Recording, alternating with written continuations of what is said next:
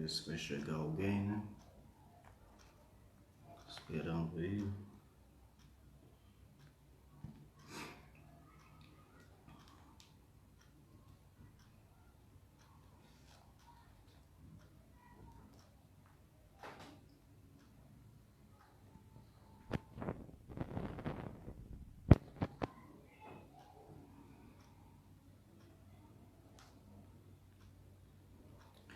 Já chegou alguém aí?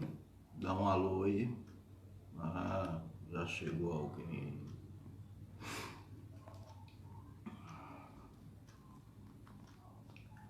Vamos iniciar, né?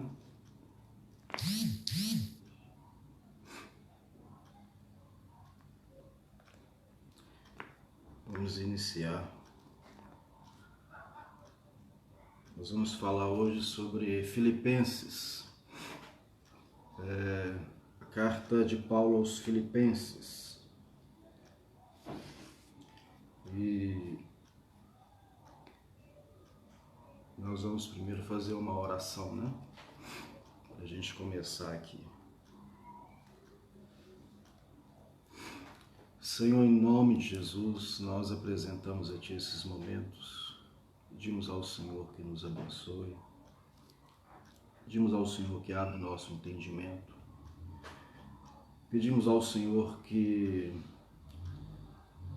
em nome de Jesus, fala aos nossos corações através da Tua palavra. Pedimos ao Senhor, Deus, em nome de Jesus, que visite a cada um dos Teus filhos nessa hora. Pedimos ao Senhor, Deus, em nome de Jesus, que opera, Pai amado Deus, a Tua graça, o Teu favor e a Tua misericórdia na vida de cada um dos Teus filhos. Que os Teus filhos possam, Pai amado, em nome de Jesus, ao ouvir a Tua palavra, Deus, ser impactado, Deus, pelo Teu Espírito, Deus, que eles não só ouçam a palavra, mas que o Teu Espírito faça algo na vida deles, no coração deles, para que em nome de Jesus, o Teu nome seja glorificado e exaltado, Deus, porque é para isso que nós estamos aqui. Por isso pedimos ao Senhor nessa hora que dá-nos capacidade e entendimento, dá-nos o discernimento, dá-nos graça, Deus, para que possamos ministrar na vida dos Teus filhos. Sabemos, ó Deus, que sem Ti nada podemos fazer. Amém. Amados, nós vamos falar um pouco sobre Filipenses hoje, e hoje eu não vou cantar. Hoje eu não vou cantar, não. Vai ficar um pouco diferente e dá mais tempo para a gente falar sobre a palavra também, né?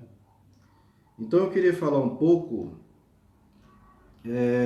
sobre os Filipenses. Paulo, ele escreve aos Filipenses e muitas das suas cartas, Filipenses não é diferente. Paulo, ele vai falar sobre um incentivo, né? Ele também dá um incentivo aos filipenses aqui na caminhada da fé, né? Nós sabemos que a caminhada da fé é um desafio, né? E Paulo, ele dá um incentivo aos filipenses. Mas tem duas coisas importantes nessa carta que ela chama a atenção. Paulo, ele está agradecido aos filipenses porque os filipenses, eles ajudaram a Paulo no momento de dificuldade que Paulo estava passando. E um outro ponto interessante Paulo, ele fala da alegria na caminhada da fé. É importante isso, amados, porque essa alegria na caminhada da fé, ela é um sinal de uma maturidade, porque a caminhada da fé, ela é muito difícil, né? Ela não é uma caminhada fácil, não é uma caminhada simplesmente de contentamento, né? É uma caminhada que tem muita dificuldade, né? Tem muitas pedras, né? E Paulo vai falar dessa alegria que, mesmo as tribulações vindo, a gente tem essa alegria de estar na caminhada da fé. né? Então esses dois pontos são importantes. Paulo ele vai falar dessa alegria como sinônimo de uma maturidade na fé, né? E o outro ponto que Paulo vai tratar é o agradecimento aos filipenses, né? E é interessante essa parte do agradecimento dele aos filipenses, porque Paulo, ele sempre tem, em algumas cartas, ele tem um cuidado de falar do trabalho que ele tinha secular, e ele preferia ter o trabalho secular junto com a obra, paralelo com a obra do Senhor, com o Evangelho, né? Com o trabalho no Evangelho. E ele vai falar desse trabalho do Evangelho, a respeito desse trabalho do Evangelho, de que ele não precisava, mas em Filipenses ele vai demonstrar claramente que há momentos em que se é necessário ser cuidado pela igreja, né? Que não só o trabalho secular, às vezes não vai. No caso dele, teve um momento que por mais que ele trabalhasse, né, secularmente, teve um momento em que ele precisou da ajuda da igreja e a igreja o ajudou. Então esses dois pontos são importantes. Os filipenses, a carta de Filipos, ela vem da cidade de Filipos, é uma cidade da região de Macedônia, não é? Ali naquela região da Ásia Menor. Ela tem esse nome porque Filipos foi o rei da Macedônia e ele trocou o nome, né? O nome era Crênides e ele trocou para Filipos, que é o nome dele, Filipe, o rei da Macedônia. Então ele troca o nome da cidade para o nome dele, né? Essa carta foi escrita por volta de 50, 60, na década de 50, 60 depois de Cristo. Não há uma data exata, como várias cartas, mas é aproximadamente 50, 60 depois de Cristo, né? É a caminhada de Paulo aí. Primeira igreja que ele implanta na Europa é a carta de Filipos, é a igreja de Filipos, né? Então vamos dar uma caminhada. No capítulo 1 aí, Paulo ele vai falar aos filipenses assim: Paulo e Timóteo, servos de Cristo Jesus, a todos os santos em Cristo Jesus, inclusive bispos e diáconos que vivem em Filipos. Deixa eu dar uma pausa aqui, cumprimentar os nossos irmãos aqui, né? A Vanusa está assistindo. Não sei quem mais que está aqui, deixa eu ver se dá para ver aqui. Depois eu olho isso, né? Mas vamos continuar aqui. Paulo e Timóteo, servos de Cristo Jesus, a todos os santos em Cristo Jesus, inclusive bispos e diáconos que vivem em Filipos. Graça e paz a vós outros da parte de Deus, nosso Pai, do Senhor Jesus Cristo. Dou graças ao meu Deus por tudo o que recordo de vós, fazendo sempre com alegria, súplica por todos os vós em todas as minhas orações, pela vossa cooperação no Evangelho desde o primeiro dia até agora. Então ele começa já aí agradecendo já os filipenses, que desde o primeiro dia em que ele se propôs a implantar a igreja ali, eles o acolheram, né? E ele vai continuar dizendo assim: estou plenamente certo de que aquele que começou uma boa obra em vós há de completá-la até o dia de Cristo Jesus. Aliás, é justo que eu assim pense de todos vós, porque vos trago no coração, seja nas minhas algemas, seja na defesa e confirmação do Evangelho, pois todos sois participantes da graça comigo. Então ele começa a falar aí aos filipenses e ele está dizendo assim: olha, eu trago vocês comigo, né? Vocês estão comigo, né? E embora eu esteja algemado, né? Embora eu esteja encarcerado, né? Eu trago vocês comigo, vocês são participantes comigo no Evangelho. Ele começa dizendo isso aí. aos filipenses. E ele vai continuar dizendo: pois a minha testemunha é Deus, da saudade que tenho de todos vós, na terna misericórdia de Cristo Jesus. E também faço esta oração, que o vosso amor aumente mais e mais em pleno conhecimento e toda percepção, para aprovardes as coisas excelentes, seres sinceros e inculpáveis para o dia de Cristo. E aí eu quero fazer uma parada aqui, porque ele fala ele dá um incentivo a eles, né? Ele fala no verso 9: e também faço esta oração, que o vosso amor aumente mais e mais, em pleno conhecimento e toda percepção, para aprovardes as coisas excelentes, serdes sinceros e inculpáveis para o dia de Cristo. Eu achei interessante essa parte, porque, da gente comentar, porque Paulo vai falar nessa carta, por mais de uma vez, do dia de Cristo, né? O dia que nós almejamos, né? O dia que nós esperamos a manifestação do nosso Senhor, a sua segunda vinda, né? Paulo ele vai falar: olha, eu quero que vocês estejam aprovados. Eu quero que vocês estejam inculpáveis para o dia de Cristo. É interessante como que Paulo ele tinha essa vontade de incentivar a igreja. Não só os filipenses, mas todas as cartas dele, ele tinha um cuidado de estar incentivando os irmãos a prosseguirem na fé. Ele tinha um cuidado de estar motivando os irmãos, né? Não era simplesmente uma palavra de motivação, mas uma palavra que levava os irmãos a desenvolver a sua vida, a sua comunhão com Deus. Ele tinha esse cuidado de fazer isso, ele tinha essa preocupação, né, de fazer isso, de levar os irmãos a sempre estar olhando para o futuro, né? E o futuro, nós precisamos ter isso bem claro em nós. O nosso futuro, ele é Cristo. A nossa esperança é Cristo. E nós aguardamos Cristo.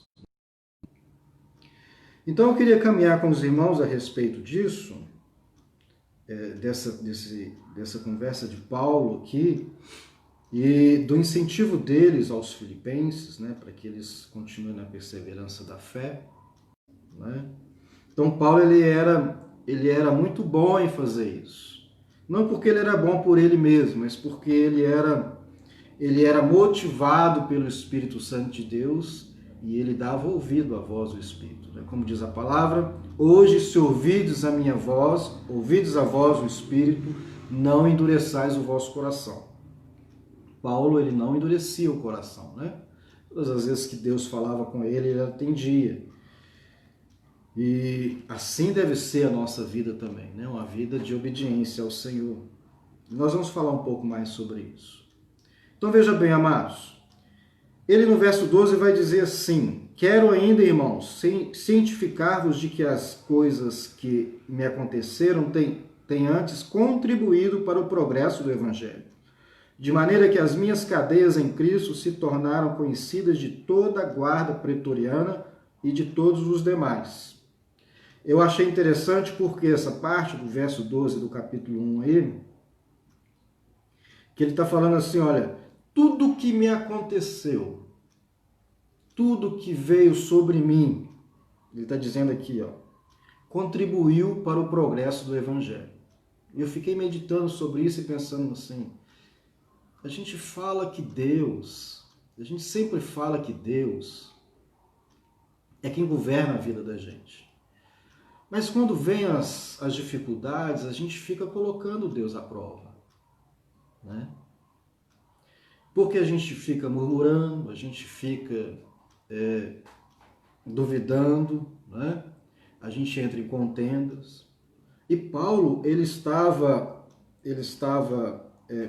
em cadeias, ele estava preso, mas ele está dizendo assim: olha, tudo que me aconteceu, ele diz, quero cientificar-vos de que as coisas que me aconteceram têm antes contribuído para o progresso do Evangelho.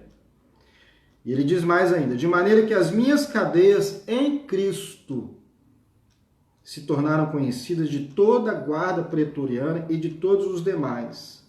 E a maioria dos irmãos, estimulados no Senhor por minhas algemas, ousam falar com mais desassombro a palavra de Deus. Eu achei interessante demais da conta essa parte, porque além de aquelas pessoas que não conheciam a Cristo passaram a conhecer, as pessoas que já conheciam, elas foram fortalecidas porque sabiam que Paulo, por mais que ele estava ali em cadeias, algemados, ele estava ali numa dificuldade, ele estava alegre, ele estava feliz, ele estava satisfeito com Deus. Ele está dizendo, tudo o que me aconteceu contribuiu para o progresso do Evangelho. Então, amados, eu estava pensando sobre isso e estava refletindo, engraçado, né? Se nós falamos isso, como eu já disse, que Deus é que governa a nossa vida, então, seja vontade ou permissão de Deus, o que acontecer conosco é para a glória de Deus. É para a glória de Deus. Tudo o que acontece conosco é para a glória de Deus. E a gente precisa ter isso na mente, no coração, a gente precisa ter isso como uma verdade e algo bem firme, porque é uma verdade. Se nós cremos que Deus governa a nossa vida, então precisa ser uma verdade e é uma verdade, né? Então ele está dizendo assim, tudo contribuiu para o progresso do Evangelho, não é? E é engraçado que ele fala, de maneira que as minhas cadeias em Cristo, não é? Ele estava preso, mas não pela vontade do homem, ele estava preso, mas não porque o homem fez isso simplesmente. Ele estava preso porque Deus permitiu, porque era um propósito de Deus. Deus estava no controle. Havia da parte de Deus um motivo para aquilo, não é? E aí no verso 21 ele vai dizer assim, porque para mim o viver é Cristo e o morrer é lucro, entretanto, se o viver na carne traz fruto para o meu trabalho, já não sei o que hei de escolher. Ora, de um e outro lado estou constrangido, tendo desejo de partir e estar com Cristo, que é incomparavelmente melhor, mas por vossa causa é mais necessário permanecer na carne. E convencido disso, estou certo de que ficarei e permanecerei com todos vós para o vosso progresso e gozo da fé.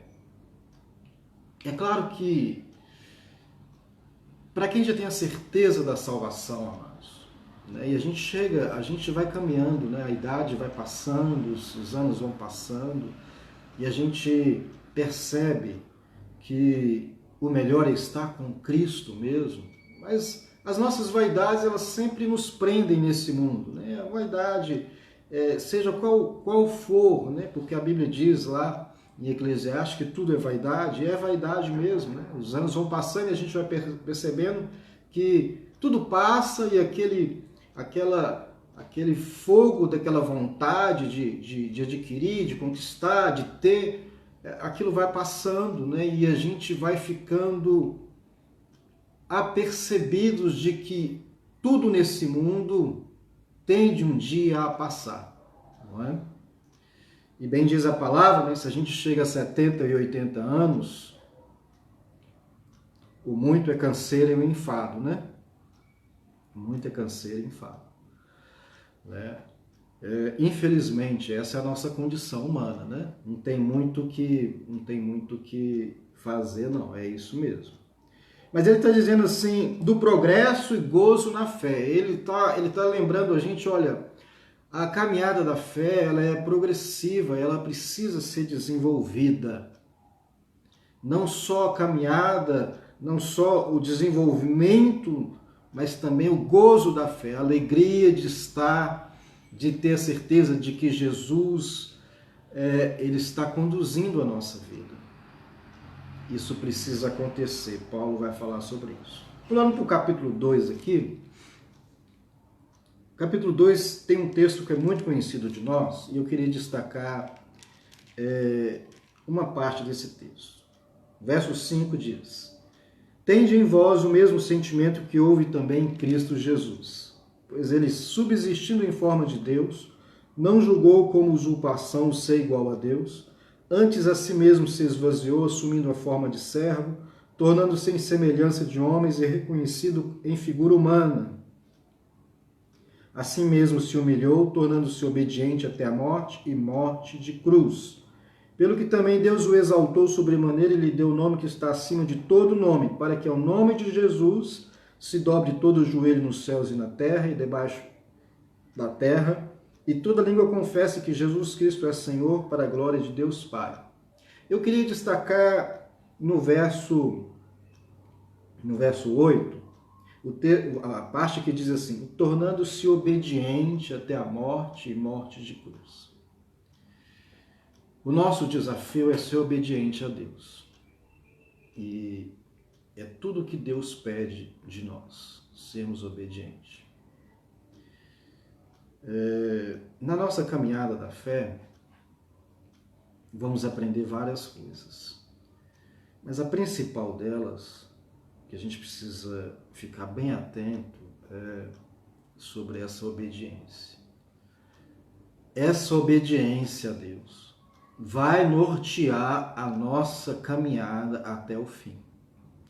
Porque o texto está dizendo aqui, assim mesmo se humilhou, tornando-se obediente até a morte, morte de cruz. Jesus foi obediente até a morte.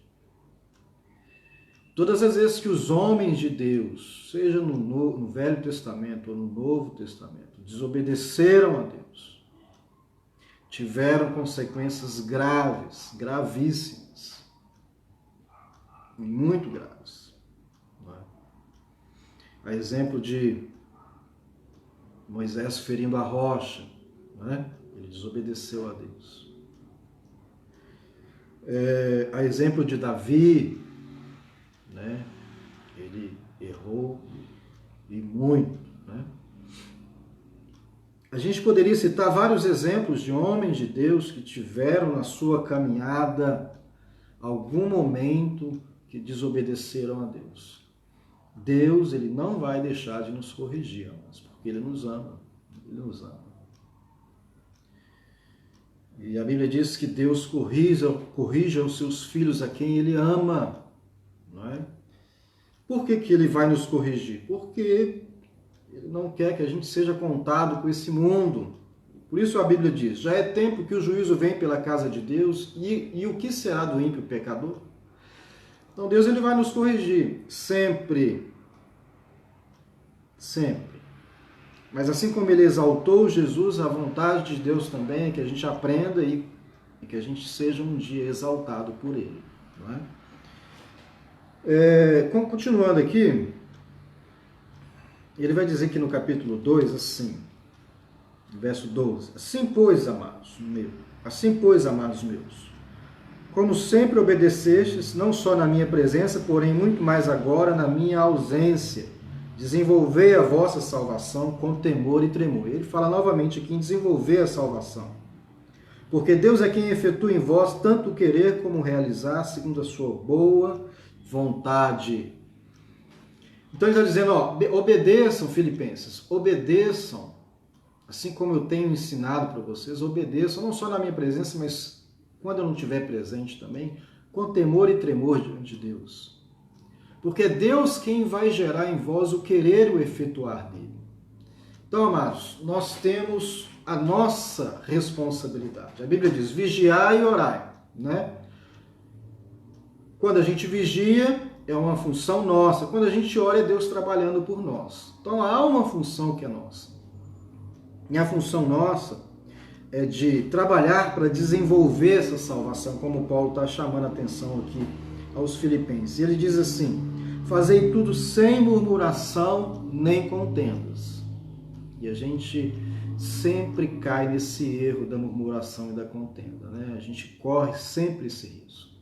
A gente tem uma tendência à murmuração muito grande. Sabe, amados, às vezes eu me pego pensando sobre o povo no deserto, que viu tantos milagres e tanta manifestação do poder de Deus, e grandiosas manifestações do poder de Deus, e mesmo assim murmurar, não é? Então ele está dizendo, fazei tudo sem murmuração nem contendas, não é? Para que vos torneis irrepreensíveis e sinceros, filhos de Deus inculpáveis, no meio de uma geração pervertida e corrupta. Então ele está dizendo, olha, eu quero que vocês sejam diferentes nessa geração. Quero que vocês sejam diferentes nessa geração pervertida e corrupta. Quero que vocês resplandeçam como luzeiros nesse mundo. Então ele chama a atenção aos filipenses com relação a isso. Essa é a nossa responsabilidade, amados. Né? A nossa responsabilidade é desenvolver a nossa fé sem murmuração, com alegria. Paulo ele vai falar muito sobre isso, com alegria. Né?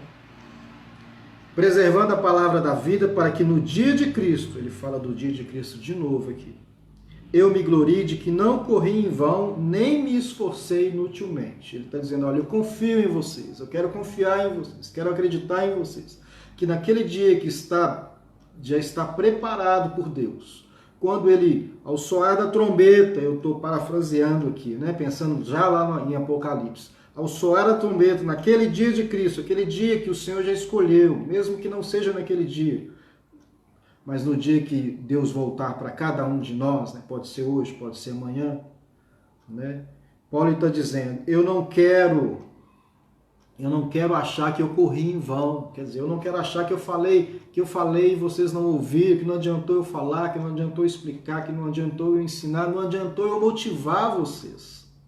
Ele está dizendo isso aqui. Né? Ele está dizendo, eu não quero acreditar que eu me esforcei inutilmente. Né? E aí eu quero caminhar aqui para o terceiro capítulo. No terceiro capítulo aqui, de Filipenses, ele vai falar um pouco sobre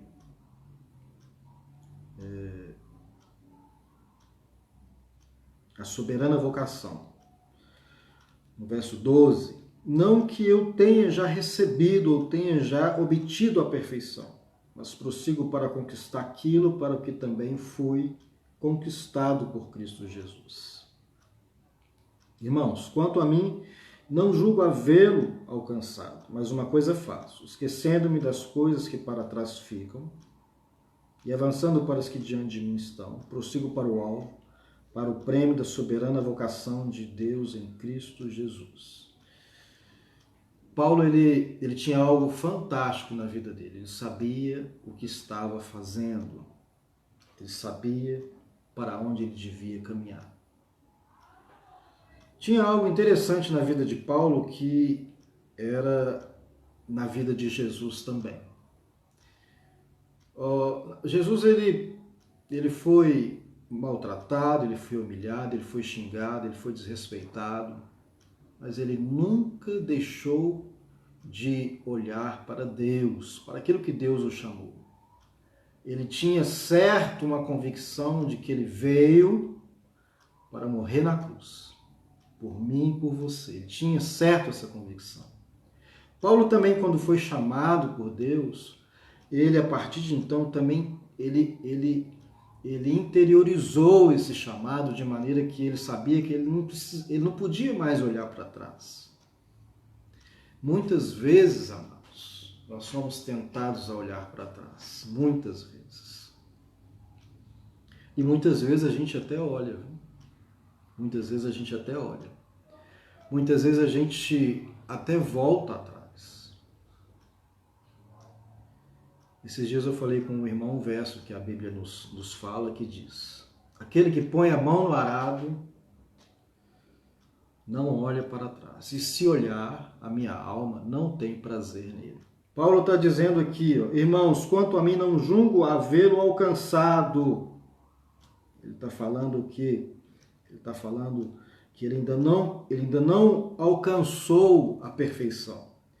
Ele ainda não foi tirado dessa terra por Deus, ele ainda não chegou à perfeição para ser tirado dessa terra por Deus. Ele está dizendo, mas uma coisa eu faço, esquecendo-me das coisas que para trás ficam, eu avanço para as que estão diante de mim, prossigo para o alvo, para o prêmio da soberana vocação de Deus em Cristo Jesus. A nossa vocação, a nossa soberana vocação é glorificar a Deus nessa terra. Você pode fazer o que for nessa terra, você pode ser bom no que for no que você faz, mas a sua maior vocação é Jesus.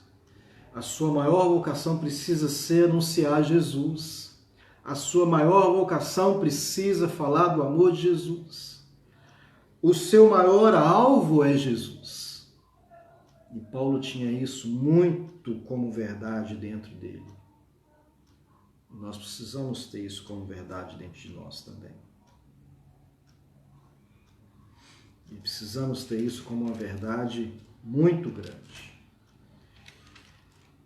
Caminhando para o final aí, no capítulo 4, amados, ele vai falar no capítulo 3 assim: Irmãos, sede imitadores meus e observai os que andam segundo o modelo que tendes em nós. Pois muitos andam entre nós, os quais repetidas vezes eu vos dizia e agora vos digo até chorando, que são inimigos da cruz de Cristo.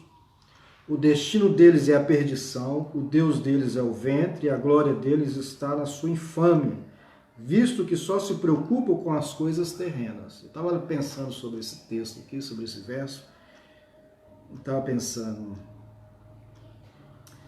nós, se não vivermos no nosso dia a dia, mesmo nos nossos erros, porque temos acertos e erros, mesmo nos nossos erros, se não vivenciarmos a graça de Deus dia após dia, a nossa tendência é nos perdermos. Ele está dizendo, olha, esses que pensam no seu próprio ventre, esses que o destino deles é a perdição, é o ventre, a glória deles está na sua infâmia, só se preocupam com as coisas terrenas. E ele diz mais, pois a nossa pátria está nos céus, de onde também aguardamos o Salvador, o Senhor Jesus Cristo, o qual transformará o nosso corpo de humilhação para ser igual ao corpo da sua glória, segundo a eficácia do poder que ele tem, de até subordinar-se todas as coisas. Então ele está dizendo, olha, a nossa vida precisa estar pautada não só nessa terra. Tem um verso na palavra que diz que se nós esperamos algo somente nessa vida, somos os mais miseráveis dos homens. Muito mais nos dias de hoje, né, amados? Muito mais nos dias de hoje. Né? Somos os mais miseráveis dos homens se esperamos algo somente dessa vida. Porque essa vida passa, tudo passa. Se morrermos na velhice, estaremos pelo menos vivendo alguns anos a mais do que muitos que morrem com 20, 30, 40, como eu, né? Muitos morrem jovens, novos, né? Mas mesmo assim, mesmo chegando na velhice, se a gente pensa que a vida é só isso, somos os mais miseráveis dos homens. Então, ele está dizendo assim, ó, pois a nossa pátria está nos céus, de onde também aguardamos o Salvador, o Senhor Jesus Cristo. A nossa pátria está no céu.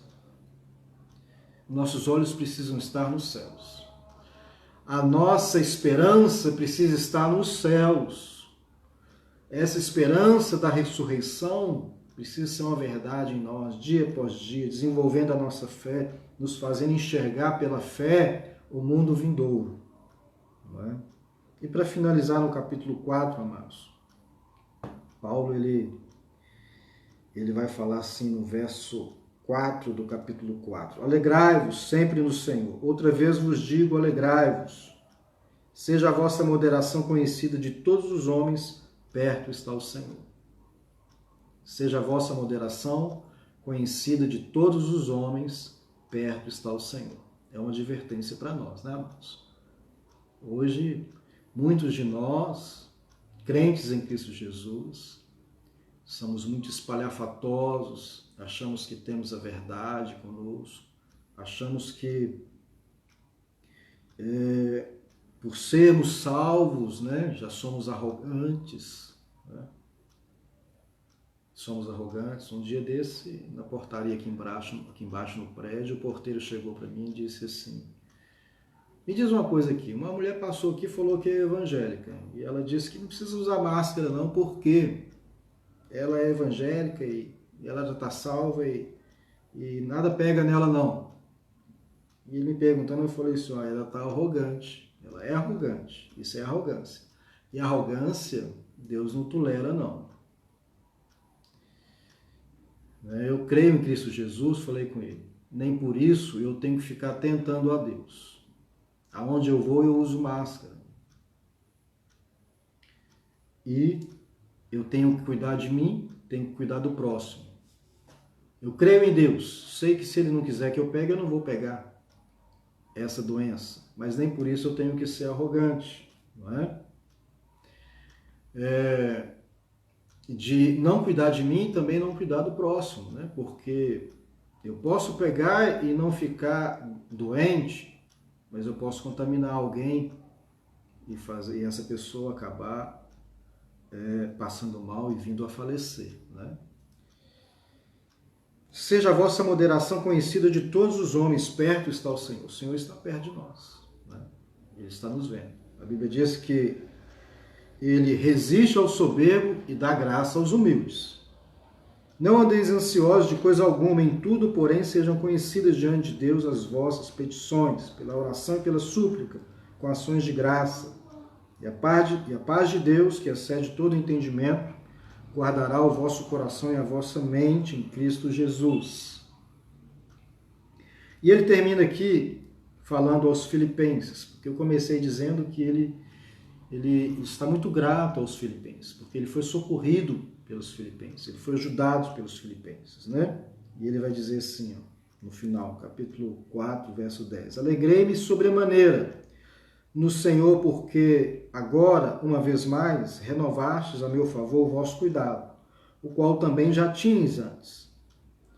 Mas vos faltava oportunidade. Digo isto não por causa da pobreza, porque aprendi a viver contente em toda e qualquer situação. Tanto sei estar humilhado como também ser honrado. De tudo e em todas as circunstâncias já tenho experiência, tanto de fartura como de fome, assim de abundância como de escassez. Tudo posso naquele que me fortalece. Todavia fizestes bem, associando-vos na minha tribulação. Ele está falando aqui aos filipenses. E sabeis também vós, ó filipenses, que no início do Evangelho, quando parti da Macedônia, nenhuma igreja se associou comigo no tocante a dar e receber, senão unicamente a vós outros. Porque até para Tessalônica mandastes, não somente uma vez, mas duas, o bastante para as minhas necessidades. Então ele está sendo muito grato aos filipenses. Os filipenses o ajudou muito. Ele está retribuindo a generosidade que os filipenses tiveram com ele.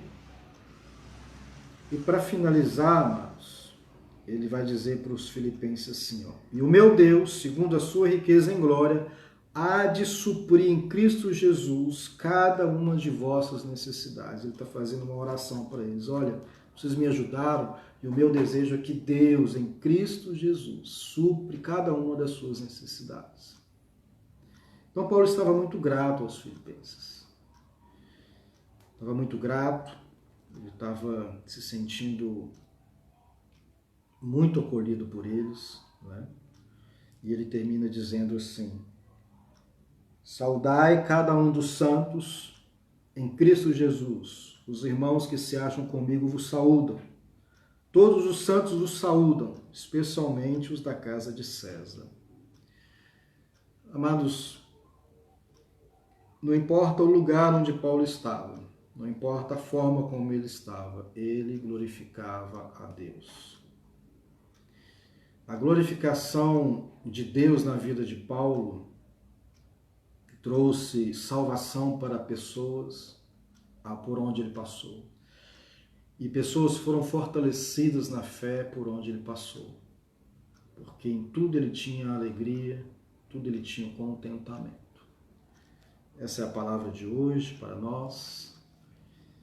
E quero dizer para os irmãos que a partir de amanhã nós já vamos começar o livro de Colossenses, né? Terminando hoje de Filipenses, amanhã é o de Colossenses. Quero agradecer a cada um dos irmãos que esteve comigo aqui, ouvindo a palavra, caminhando comigo na palavra, né? Eu entendo que o melhor é a gente ler um pouco a palavra, porque de mim mesmo, irmãos, eu tenho pouco a oferecer.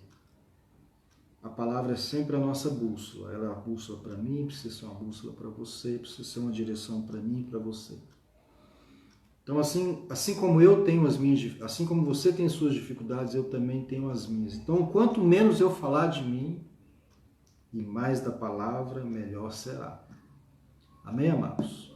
Quero agradecer a Adélia, Dalva, está aqui Érica, Maria Norato, Vanusa esteve aqui comigo. Quero agradecer a cada um dos irmãos que se dispuseram a estar aqui conosco nessa noite, ouvindo a palavra, para que pudéssemos ser um pouco mais alimentados por Deus em Cristo Jesus através da sua palavra. Amém, amados? Glória a Deus, que Deus os abençoe, paz do Senhor Jesus.